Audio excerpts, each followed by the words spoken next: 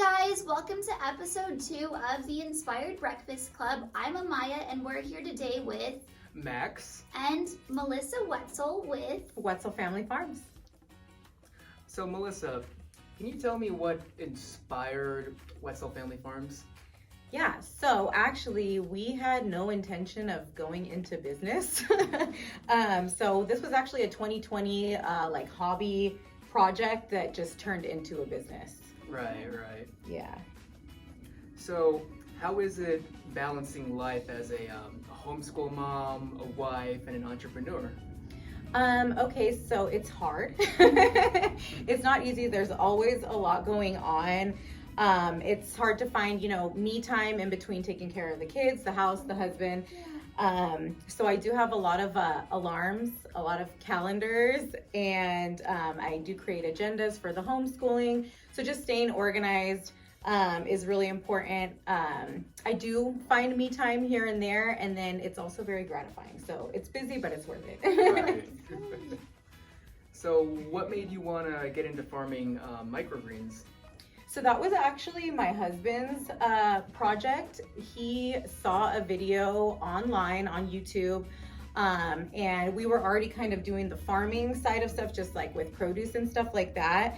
But in his mind, it was something that seemed achievable, and based on the culture here with people trying to kind of be healthy, supporting local business, he thought it was something that we could do sustainably for the community. Wow. And what are some of the challenges of homesteading that us city folk might not be aware of? So I chuckled when I saw this question because I was like, us city folk, I'm like, honestly, we're hybrids ourselves, okay? So we're not like complete homesteaders, although that is our goal. The reason being is because it is very challenging. So my recommendation, if anyone else is interested in the lifestyle, is baby steps. So like take one thing that you want to change. Like say you want to stop buying bread from the store. Start making bread. Yeah.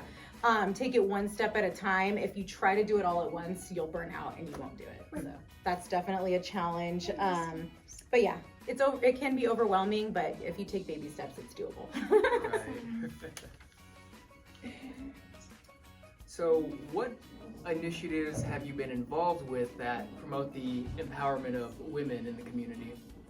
Okay, so I would say the major thing as far as women would be the homeschooling, because that generally falls, I would say, on the mother, the women in the household. I have been helping people locally, I want to say for about 2 or 3 years with that. So I do have an email list for people that are either new to homeschool, currently homeschooling, that want to participate in like field trips locally, so that they'll get information on when we're doing stuff. I also have a Google Drive with what I use for homeschooling to help other people who may not know where to start. And then the other thing is just helping other people be sustainable, or like how to make certain things. Like I'm always happy to teach people like how to make bread, how to make soap, how to do microgreens. Just because it's our business doesn't mean I'm not happy to share it with others. Yeah, and I just taught a local teen actually how to make soap the way that I do it, the cold process. Awesome. So I think our next question is, do you feel that it is important for children or young adults to learn these skills? I do think it's important because I feel like a lot of people are so dependent now on convenience, like everything's at the grocery store, or there's a lot of government programs that assist people, which is all fine, but should there ever be, some sort of issue with the system, then what? What do you do, right? So the more self-sufficient you are, the better off you'll be, and also the whole healthy habits aspect of it too. So, yeah. And then our next question is what inspires you to get into the soap making process? It's funny, again, my husband had the vision for this one, but so that was his idea. I don't know where he saw that, honestly, probably YouTube. But so I just happened to be the one that perfected it or kind of took it next level. So we started out doing with the Okay. kids and everything in like a pot and not really knowing what we were doing. And then I took it like the next level and made it kind of like the artisan I soap love that it that. is. Yeah.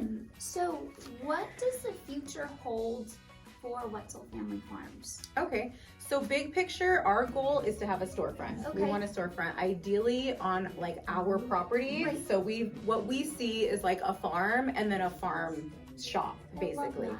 That's what we want. So we want to be able to provide like your basics, your bread, your butter. I make my own butter for my household. Okay, So like bread, butter, produce, and then like basic hygiene. That's Yeah. our vision. that's So. really awesome. Yes, and while we have you here, is there any shout outs or special promotions that you have going on that you would like to make? Maybe events you have coming up?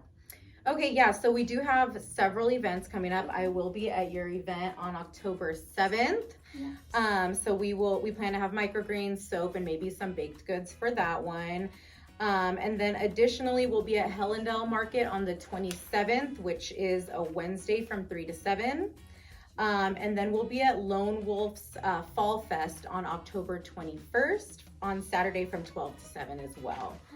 Awesome. Other than that, if you are interested in the homeschool email blast, that's a thing. And then our Instagram is Whetsell Family Farms. Well, thank you so Thank much you. for joining us. Thank you. Yes.